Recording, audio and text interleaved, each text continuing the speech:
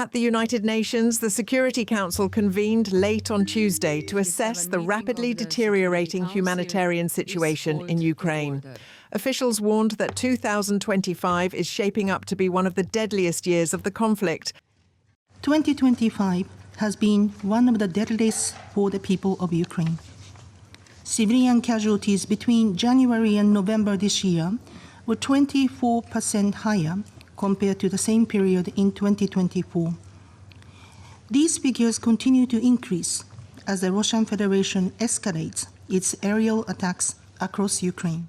Ukraine's ambassador accused nations purchasing Russian energy of indirectly financing the war, urging coordinated sanctions targeting all states that continue to sustain Moscow's revenue streams. If we place the numbers of energy imports side by side with Russia's military budget last year, estimated at around $145 billion, the picture becomes unmistakably clear.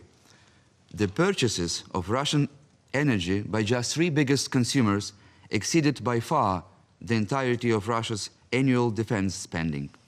In other words, due to the absence of UN-mandated sanctions, an absence ensured, of course, by Moscow's abuse of veto in this council, a number of states are effectively sustaining Putin's war machine through their growing imports of Russian oil, gas and coal. Russia's ambassador pushed back, claiming Ukraine is forcibly conscripting civilians and accusing Western governments of prolonging the conflict.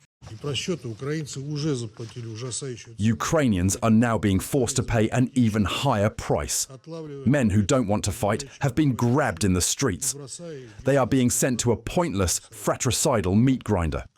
Can any of those who called today's meeting clarify why Ukrainians are being forced to fight against their will, when what we have on the table are fairly realistic proposals for a long-term lasting settlement of the Ukrainian conflict, something that our US colleagues are diligently working on? The United States condemned Russia's continued strikes on populated areas and energy infrastructure. Meanwhile, as the winter continues to grow colder and darker, strikes in populated areas and against Ukraine's energy grid continue, leaving millions without heat and power. The killing must stop. Both sides must choose peace. The session, requested by 6 member states, including Slovenia and the United Kingdom, concluded with renewed calls for de-escalation, yet no consensus on immediate next steps.